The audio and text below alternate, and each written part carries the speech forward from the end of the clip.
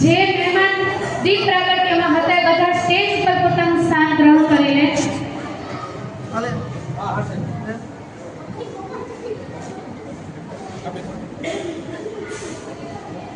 સાહેબ આપ જો ને એક મિનિટ તેણી જે મહેમાન દીપ પ્રાગટ્યમાં હતા એ સ્ટેજ ઉપર પોતાનું સ્થાન.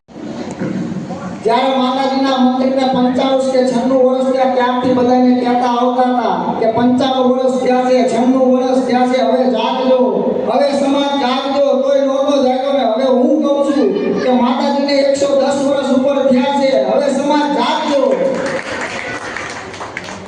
ગ્રહણ કરી. કલ્પેશભાઈ, સંજયભાઈ, સરપલભાઈ અને ટીમ વઢવાણને ખૂબ ખૂબ અભિનંદન, ખૂબ ખૂબ અભિનંદન. 12 વર્ષથી જે આ પ્રોગ્રામ કરી રહ્યા છે, કેટલું કઠિન કાર્ય છે, તો એ જે લોકો કાર્યક્રમ કરે છે એ લોકોને હું કીધું અને સાથોસાથ વઢવાણ સમાજને પણ ખૂબ ખૂબ અભિનંદન. બીજું મારો આભાર બહેનો, મારો આભાર માનવાનો હોય. મારી આ કર્મભૂમિ છે, હું અહીંથી નાનોથી મોટો થયો છું. મારું તો ઋણ છે, જેટલું જે શક્ય છે એટલું મારું ઋણ અહીંયા અદા કરી રહ્યો છું. મારો આભાર ના હોય. બીજું વિદ્યાર્થીઓને માતા પિતાને મારી એક ખાસ નમ્ર વિનંતી છે કે આપના બાળકોને ખૂબ ભણાવો, ખૂબ આગળ લાવો. કારણ કે હવેનું યુગ એઆઈ યુગમાં પહોંચી ગયું છે. આપણે હજી ઘણા બધા એ પાસે પહોંચવા માટે ઘણું બધું કરવાનું છે. તો દરેકને વિનંતી છે કે આપણા બાળકોને ખૂબ જ ભણાવીએ, ખૂબ જ આગળ લાવીએ અને સમાજને આગળ કરીએ. બાળકોને પણ વિનંતી કે તમે આગળ વધો, કુટુંબને આગળ લાવો, સમાજને આગળ લાવો અને દેશને આગળ લાવો. દરેકને વિનંતી છે કે વઢવાણ સમાજને મારી ખાસ વિનંતી છે કે અહીંથી ઘણા બધા મિત્રો બહુ સારી પોસ્ટ ઉપર સારા આગળ જોબ ઉપર જયા છે, તો એ રીતે આપણે પણ એમને એક ફરજની ઋણ અદા કરવી જોઈએ. તો જે વઢવાણ સમાજના મારા જે ભાઈઓ છે કે જે આપણો ધંધો કરતા હોય કે નોકરી કરતા હોય, એઓને મારી એક નમ્ર વિનંતી છે કે તમે લોકો પણ આ એક કાર્યમાં સહભાગી થઈને બાળકોને પ્રોત્સાહિત કરો અને ખૂબ ખૂબ આગળ આવવા માટે વિનંતી કરો. એક અત્યારે મારી પાસે એક વસ્તુ આવી છે, હું જે આપણે સમાજ સેવાના 6 મૂળ મંત્રો.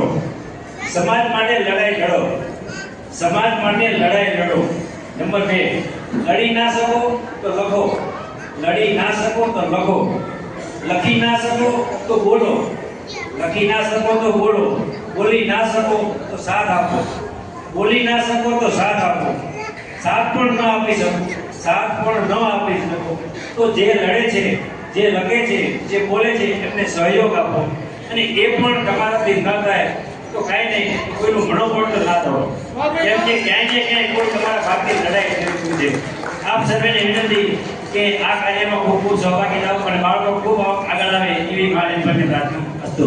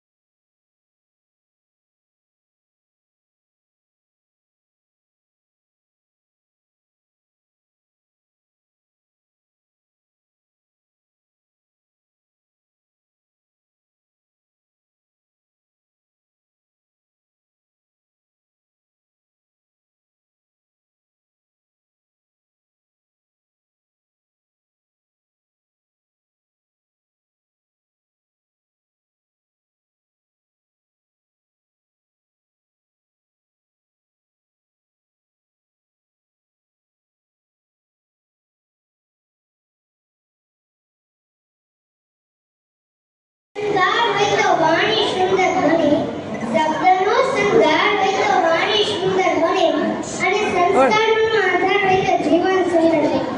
મારું નામ ખાસ કરો પનારા ખાસ. હું આણંદ સમાજનો દીકરો છું. તે મારા માટે ગર્વની વાત છે. આજે હું આપણા સમાજ વિશે થોડી વાત કરવા આવ્યો છું. એકતા એટલે શું? એકતા એટલે શું? એકતા એટલે સાથે ચાલવું, સાથે પ્રગતિ કરવી અને સાથે વિચારવું. અને આપણે વાણંદ સમાજ એનું જીવંત ઉદાહરણ છે. અહીં દરેક વડે દાદા, મમ્મી, કાકા, ભાઈ, બહેનો વગેરે આપણને સાથે સાથ સહકાર આપે છે. એકતાના જ લીધે આપણા વાણંદ સમાજના કાર્યક્રમો સફળ થાય છે, અને એકતાના કારણે જ વિદ્યાર્થીઓને પ્રોત્સાહન મળે છે, અને એકતાના કારણે જ વાણંદ સમાજ હંમેશા પ્રગતિના પથ પર રહેશે. જેમ નાના ટીપા ભેગા થઈને સમુદ્ર બનાવે છે, તેમજ આપણે બધા ભેગા થઈએ તો મોટી સફળતા મેળવી શકીએ છીએ. અને સંસ્કૃતિનો રંગ જ્યારે જીવનમાં ભળે ત્યારે જ વાણંદ સમાજ પ્રગતિના પંથ પર ચડે.